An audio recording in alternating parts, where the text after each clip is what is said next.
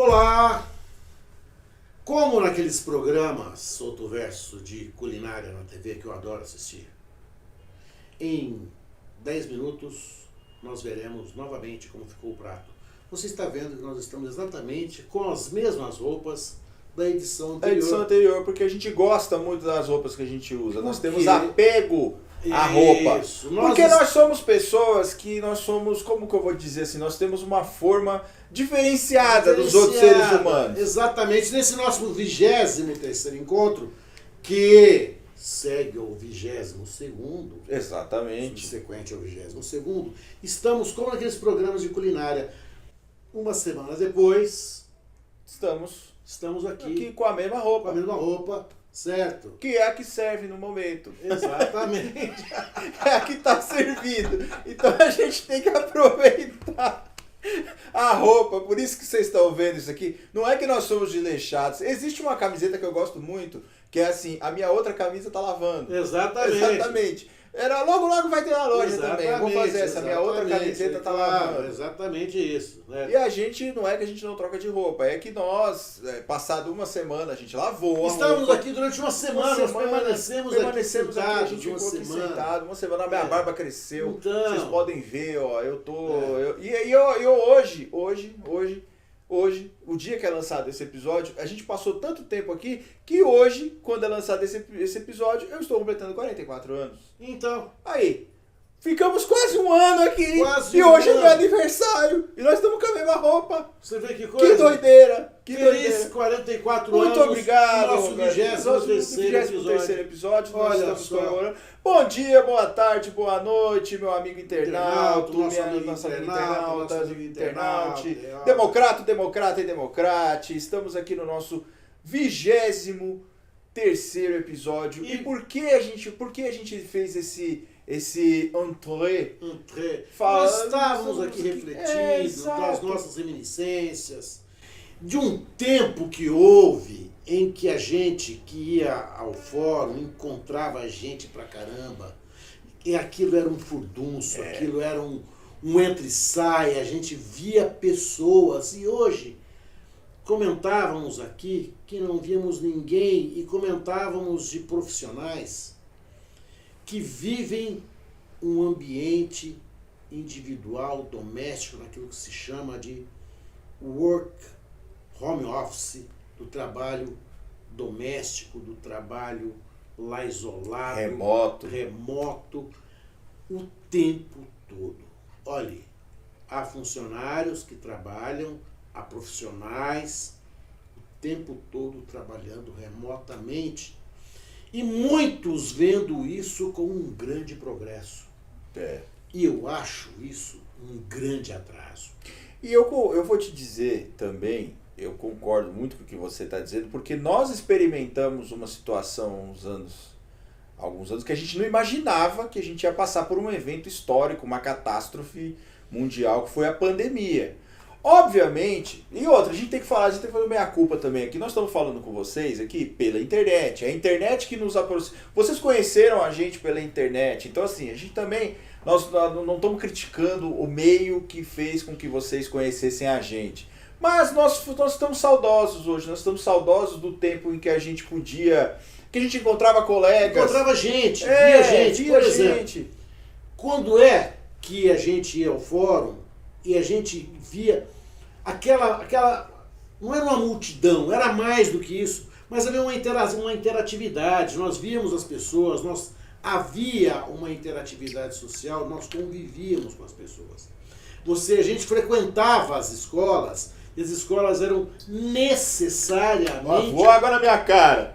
Necessariamente presenciais. Nós é. não imaginávamos, e quando vieram os primeiros cursos à distância, eu fui um dos seus entusiastas, porque eu imaginei que o ensino à distância fosse a democratização do conhecimento, o que de fato pode ser. Mas eu não imaginava que fosse também o isolamento do conhecimento. Fosse virar a regra, né? Quando a gente ia para a faculdade, a gente se arrumava. As pessoas se arrumam para ir para a faculdade. Principalmente o aluno de direito, que no primeiro dia de aula ele está de terno. A gente sabe quem é o aluno do primeiro anista. Dentro do ônibus de terno, você sabe que é o primeiro ano. Ele está lá, é o primeiro aluno do primeiro ano de direito. Mas a gente se arrumava, a gente ia com a expectativa de conhecer gente, conhecer pessoas. Sim. Quando eu sou convidado a dar aulas em cursos de pós-graduação, que são cursos longos, não é um curso curto. Uma coisa é você dar um curso curto. Olha, eu vou dar um curso de 10 horas.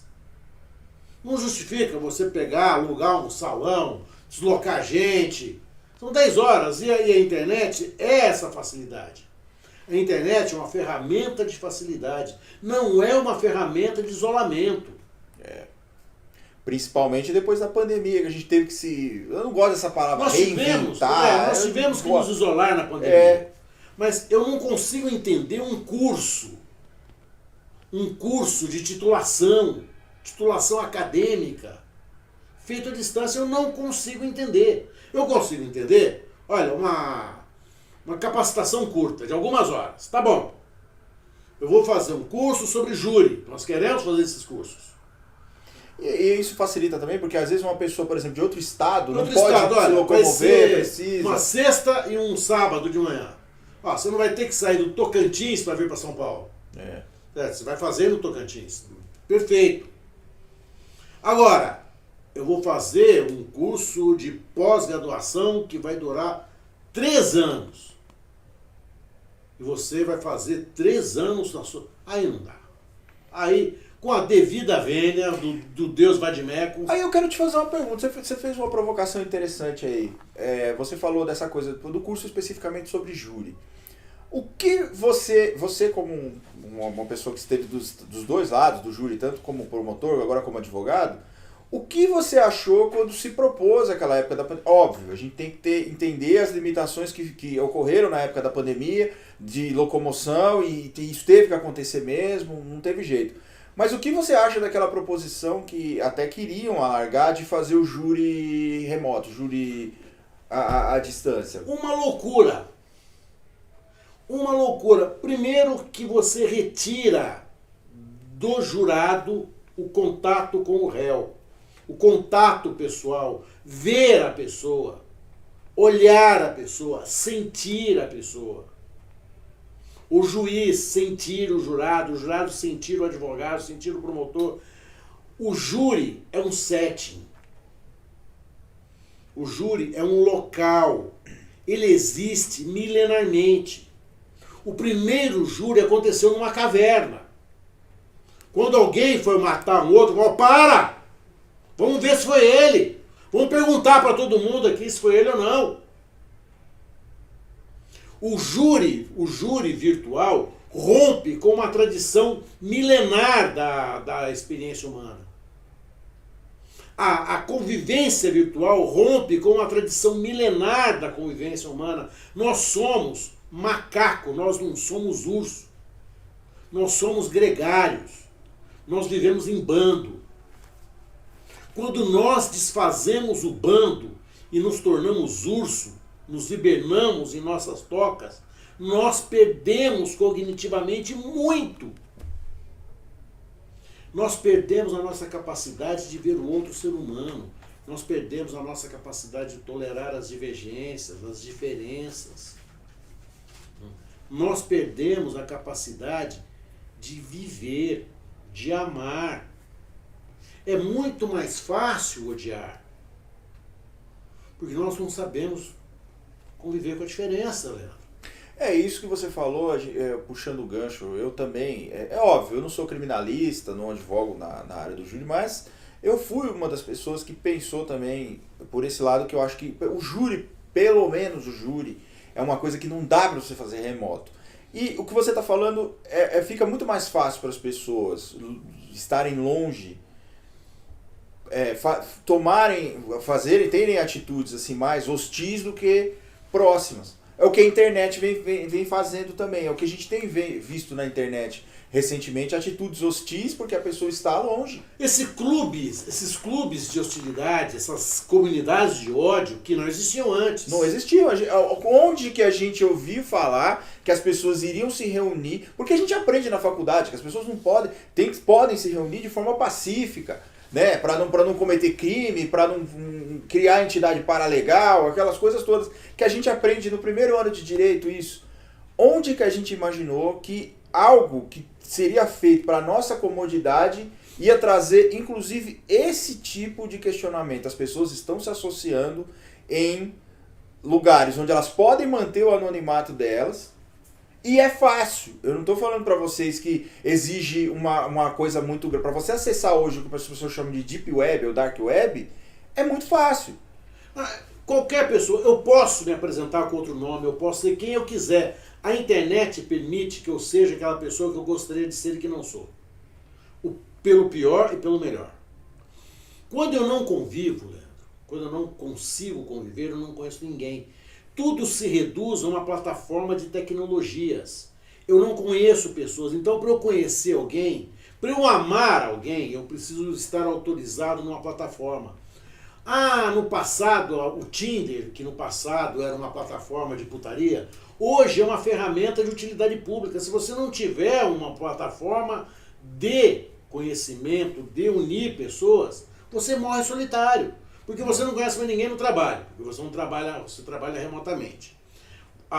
Você não sai para se divertir. Você não sai para se divertir, porque os lugares... Conhecer alguém numa academia é impossível. Está cada um com o seu fone de ouvido entuchado na orelha, certo? Cada um mais narciso que o outro, olhando para o espelho, sozinho lá. Certo? Você não conhece ninguém... Você não vai no mercado comprar uma comida, por exemplo. Tá. Você pede, é entregue em casa. Entrega em casa.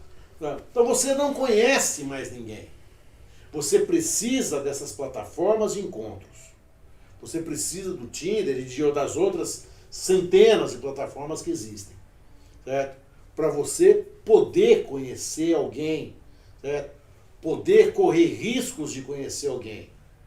Porque aquilo que antes você fazia no convívio social, você não faz mais. Por quê? Porque o convívio social desapareceu. Isso é muito grave. Se você projetar isso para as gerações novíssimas, né, nós estamos criando gerações de isolados. Nós estamos criando uma geração de isolados. Eu não sei como é que essa geração vai decidir a própria vida. Eu não sei como é que esse pessoal vai estudar, como é que esse pessoal vai se relacionar, como é que esse pessoal vai crescer profissionalmente. Olha, nós somos da área do direito. A área do direito é uma área de confronto. Tá, que tem aquela turma dos pareceristas, olha, eu não sou o consultivo. O consultivo, os bacana, fazem consultivos, certo? Tá, mas ainda assim, você precisa de alguma forma de saber coexistir, conviver. Eu não sei como é que vai ser isso. Eu não sei que direito nós vamos conviver, que medicina você vai viver, que economia você vai ter. Qual é a interatividade que nós vamos ter para produzir uma economia em que ninguém convive com ninguém. Olha, quando eu tinha 15 anos, faz tempo, mas eu me lembro muito bem, havia uma competição de quem lia mais.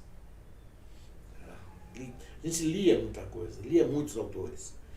Criava e talvez até porque a gente estivesse na ditadura militar, havia uma necessidade de criticar a ditadura militar, a gente tinha horror à ditadura militar, pavor à ditadura militar, mas a leitura nos dava um senso crítico. Quando as redes sociais começaram a surgir, elas começaram a substituir o tempo que as pessoas tinham para a leitura, né? E as pessoas deixaram de ler. Eu fui fazer uma palestra dia desses numa faculdade, presencial, e fui dar um exemplo de presunção de inocência.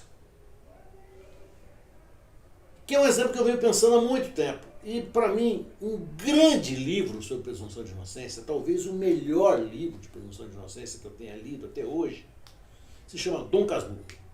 Sim. Se você lê Dom Casmurro como se fosse um inquérito, olha, vamos acusar Capitu de adultério. Imaginando que adultério, teoricamente, fosse crime. Você vai terminar aquele livro maravilhado. Você vai ter lá um monte de ideias na cabeça, mas você não vai ter nenhuma prova concreta de que ela cometeu adultério. Você pode dizer, não, olha, eu acho. Você vai estar sempre no eu acho. E é exatamente essa a presunção de inocência. O eu acho não é suficiente para acusar ninguém. E eu perguntei ao auditório de uma faculdade famosa, muito bem estruturada, com umas 300 pessoas no auditório. Eu percebi que eu estava falando uma coisa assim, percebi que eu não estava sendo acompanhado. Quantos aqui leram Dom Casmurro, que é matéria do Enem? É livro do Enem. Sim, é obrigatório. Aliás, é obrigatório para a vida, né? Machado de Assis. Mas é livro do Enem. É livro do Enem. Era uma turma jovem. 3 haviam lido num auditório de umas 250, 300 pessoas, 1%. Quem eram esses 3? Os 3 tiozão do escritório do auditório. Não surpreende, é isso que é incrível, né? Aí eu fiquei pensando, fiquei chocado com aquilo. E eu fui formulando, eu sou um palpiteiro teórico, eu sou melhor que coach. Se você precisar de palpite, fala comigo. Opa, tá vendo? Fale comigo. Né? Arrasta pra cima pra saber menos. Eu fiquei pensando, talvez, o tempo que a gente despendia e investia na leitura, hoje se despende e se investe nas redes sociais. TikTok, WhatsApp, Instagram, Telegram, YouTube. Toma esse tempo, porque não é à toa que você vê ilustres desconhecidos com 20 milhões de seguidores. Sim. Olha, outro dia eu estava vendo os 5 maiores TikTokers do Brasil. Tirando o Whindersson Nunes, que é um comediante hoje famoso, eu não conhecia nenhum dos outros 4. 40 milhões de seguidores, 30 milhões de seguidores. E você sabe que existe um fenômeno, eu tenho sobrinhos, tenho muitos sobrinhos. E você sabe que é engraçado você falar essa coisa do YouTube, porque eles estão sempre com essa coisa de YouTube e tal. E às vezes eu pergunto pra eles, quem é essa menina? Essa menina aqui, ela tem não sei quantos milhões de seguidores. Porque criou-se também, e aí eu quero comentar com vocês um pouquinho sobre um fenômeno que nós, no Direito de Família, a gente tem visto muito. Criou-se um nicho de mercado desses youtubers só para criança, só para infantil. Olha, que só faz conteúdo infantil. E ok, é um conteúdo voltado só para esse público infantil e tem crianças aí, e jovens, e jovens adultos que estão ganhando assim milhões só com o público infantil. E aí você falou uma coisa que eu queria puxar um gancho para trazer uma questão envolvendo o direito de família especificamente. Você falou que nós estamos criando uma nova geração de isolados. As próximas gerações vão ser de pessoas isoladas, vão ser de pessoas que não vão ter tanto contato com outro ser humano, com a pessoa fisicamente ali mesmo, né? Vai ser aquela coisa distante. Hoje nós estamos vendo, e é um conceito extremamente novo, alô IBDFAN, chama nós, hein? Existe um conceito novo chamado alienação digital dentro do direito de família. Que nada mais é, e aliás, eu vou falar de um outro também. A alienação digital nada mais é do que você, o tempo que os seus filhos têm, por exemplo, para passar com você, você mete um celular na mão do teu filho e deixa ele lá, encosta ele lá no canto e... O tablet que Salvador, puta, fica lá, moleque, quieto. Deixa aqui eu cuidar do meu tablet também. Isso tem criado uma certa discórdia entre casais e no exercício de parentalidade, aquelas coisas todas. E tem um outro que a gente tem visto também, que eu acho que a gente pode trazer para essa questão do que a rede social piorou pra gente, que é o sharing. Você já ouviu falar disso? Não. É o compartilhamento exagerado de fotos dos filhos nas redes sociais. Solta o verso a cultura, repita. Sharing chama. E alienação digital. Então o sharing, é óbvio, a gente não está falando aqui. Claro, a gente vai falar também que... Como é esse compartilhamento de fotos dos filhos? Vamos lá, eu tiro uma foto, meu filho foi brincar num lugar hoje, eu tiro uma foto e postei no Instagram. Aí meu filho foi comer, olha meu filho aqui comendo no McDonald's, põe no Instagram. Olha meu filho aqui não sei o que, tal. O meu, não vá muito longe. Se você pegar hoje, tem muitas pessoas que com crianças recém-nascidas já tem conta dessa criança recém-nascida no Instagram, por exemplo, para postar foto dessa criança recém-nascida. Você pega esses youtubers, muitos desses youtubers hoje e tiktokers que são aí o top 10 ali, essa pessoa vai lá, porra, tô grávida, ou vou ter um filho e tal, não sei o que. Antes dessa criança nascer já tem uma conta para compartilhar essas fotos dessa criança. E aí onde que surge o problema? Onde que se cunhou essa questão do sharing? Você tem a discussão, você tem casais separados. Um desses dois posta muitas fotos do filho e aquele outro passa a se incomodar. Por quê? Nós temos que pensar isso com certo cuidado, porque a gente tem visto como a gente... E aí a gente volta no que a gente estava falando, aquela coisa do acesso à internet. Eu posso criar um perfil falso e ter acesso à internet. Quem vai ter acesso a essas fotos do seu filho? Né? Então isso é um problema. Então essa publicidade exacerbada dos seus filhos e tal, é óbvio, eu não estou falando para você assim, não posta. Eu fui numa festa com meu filho e não vou postar essa foto porque o Leandro falou que não pode. Não. Eu estou falando do extremo exagero. Que é assim, teu filho foi... É aquele pai de Instagram. Pai de Instagram. É o pai basicamente de Instagram. Isso. É. Isso é preocupante, isso é uma coisa que nós do direito de família nós temos, isso é uma realidade até pra gente, então, pra Carla e eu, a gente vê muito isso, e são coisas, o direito de família, ele é assim, aconteceu uma coisa hoje, o direito de família já mudou no dia seguinte. Então são situações aí que a gente tem que ver no dia a dia, e isso chega pra gente aqui no escritório, a gente fica pensando, tá, é novo até pra gente. Eu vivi uma situação que eu gostaria de compartilhar com os nossos amigos. Entendeu? Entendeu o link aqui? Compartilhar, vocês entenderam o negócio? Eu estava num restaurante e na mesa ao lado, contígua a minha, sentou-se uma família composta pelo casal e por 2 filhos adolescentes de 17, 15, 16 e 14, 2 adolescentes já crescidinhos. Cada qual com seu tablet. Eles chegaram em silêncio, cada um abriu seu tablet, ficaram em silêncio, eles pediram pelo tablet, comeram, pagaram pelo tablet e não trocaram uma única palavra, não emitiram um som. Um único som. Um único maldito som. Levantaram-se e foram embora. Eu olhei para aquela família e falei assim, essa é a família que me aterroriza. Essa é a família que a gente está projetando, que não se conversa. Eles estão juntos, mas estão absolutamente separados. Eles são células individuais. Eles não se conhecem. Não é que eles se hostilizam. Eles são estranhos. Eles não se conhecem. Eles absolutamente não se conhecem. Nesse mundo digital, a gente vai, o que antes era, por exemplo, um lugar cheio, o Fórum Criminal de São Paulo chegou a receber, em seus áureos tempos, cerca de 140, 150 mil pessoas dia. Hoje você escuta o som dos seus passos, que é um prédio gigante, enorme, deserto. As audiências virtuais, claro, são confortáveis. Você faz o seu escritório, você faz a sua casa, você faz do restaurante, você faz da casa de praia, você faz, certo, do foguete, você faz onde você quiser. Mas qual é o envolvimento do clima da audiência, Jesus? Deus, vai suador, aquela veia do pescoço saltando. Aquele momento da audiência, olha, você está ali discutindo a liberdade de uma pessoa, você está ali discutindo a guarda de um filho, você está ali discutindo uma situação familiar, o juiz está ali, o promotor, o outro advogado, está ali existe um setting em que todos estão um olhando para o outro. Todos estão ali comprometidos uns com os outros. Quando você está numa audiência virtual, parece que ninguém existe. Parece que tudo ali é de mentira. Aquelas crianças não existem. Aqueles réus não existem. Não, é uma tela que você está vendo.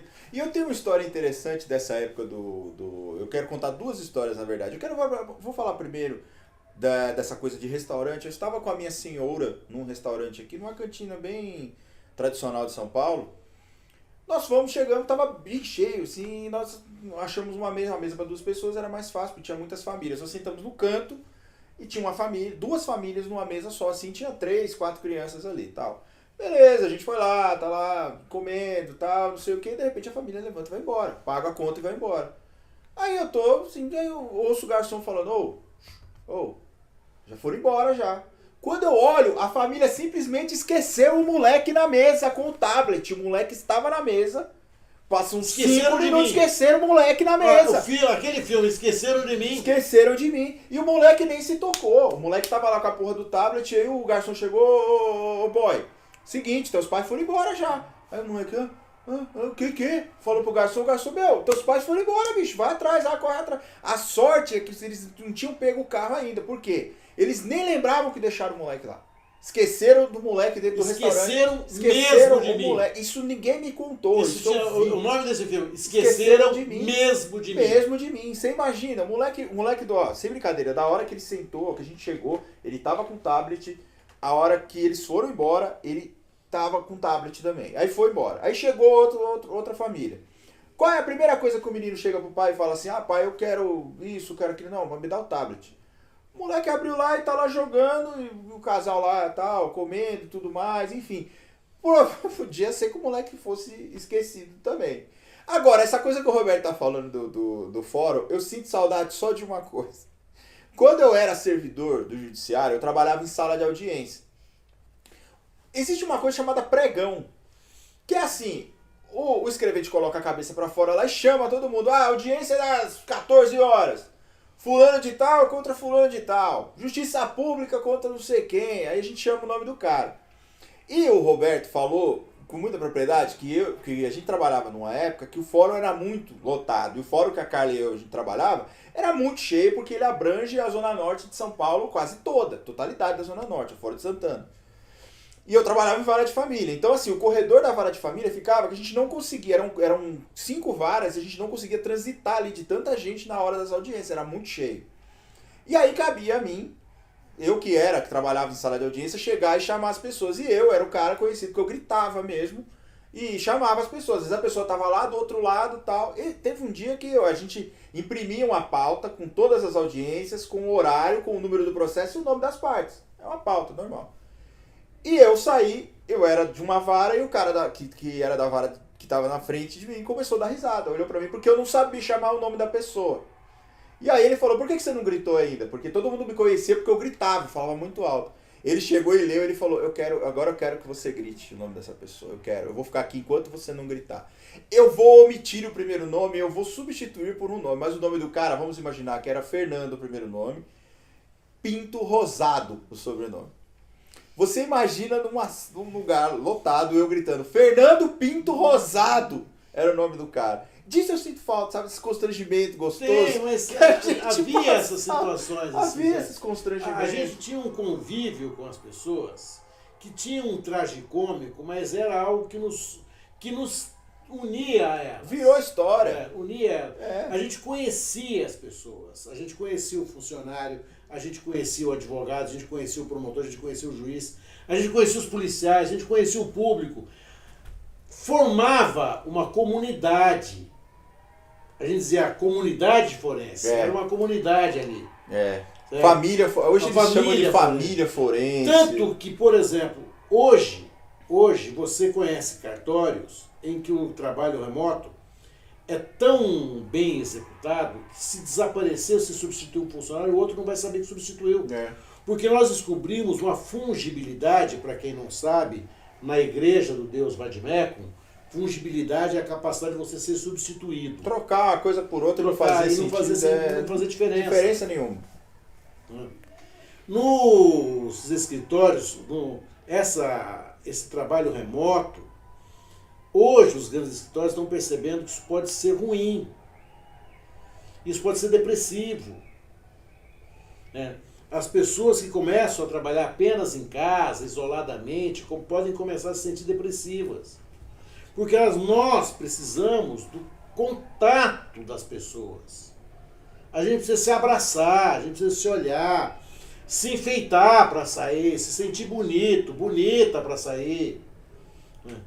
Olhar a rua, olhar a cidade, certo? Olhar o prédio, olhar a sala, olhar a cadeira, a mesa. Ainda que a gente reclame.